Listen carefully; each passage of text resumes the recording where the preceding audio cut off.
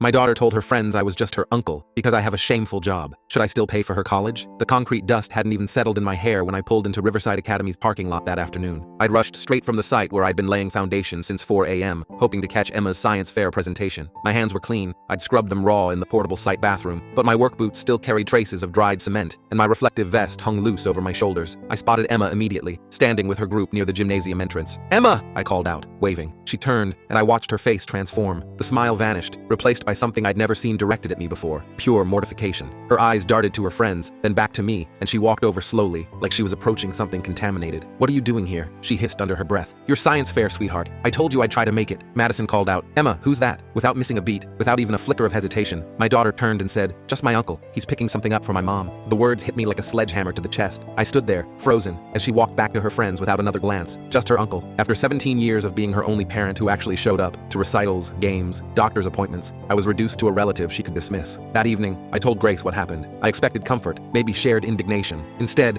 my wife set down her wine glass and sighed. "Well, Richard, can you blame her? Look at yourself. Your job is embarrassing. All the other fathers are executives, doctors, lawyers. You come to school events looking like," she gestured vaguely at me, "that. My job paid for this house," I said quietly. "For her tutors, her dance classes, that iPhone 15 she wanted last month." "The pink one," Grace corrected. "She wanted the pink one. You got her silver." She was mortified. All her friends have the exact models they asked for. I remembered Emma tossing that phone onto her bed like it was worthless, complaining for days about the color. $800 thrown aside because it wasn't the right shade. "She's turning 18 on Monday," Grace continued. "She's basically an adult. Maybe if you'd pushed yourself harder, gotten a real career instead of what? Working honest work? Breaking my back every day since I was 16 to provide for this family?" Grace rolled her eyes. "There you go with the martyrdom again." That night, I couldn't sleep. I went to my small office, really just a converted closet, and pulled out the folder I'd been hiding for 6 months. Inside were acceptance letters from 3 colleges, all for Emma. Also inside was my savings account statement. $47,000, scraped together through years of overtime, weekend jobs, missed meals, and worn-out boots held together with duct tape. Every penny earmarked for her education. I thought about Emma's Instagram, which I'd seen on Grace's phone. Posts about manifesting her dream life and leaving toxic situations behind. Photos of her with friends at country clubs, careful angles that never showed our modest house. Captions about building her empire and self-made success, as if the car she drove to school had materialized from thin air rather than from 3 months of me working nights at a warehouse. Sunday night, I made my decision. Monday morning, Emma's 18th birthday, I was gone before dawn, but I left 2 envelopes on the kitchen counter. The first, addressed to Emma, contained a birthday card with a single dollar bill inside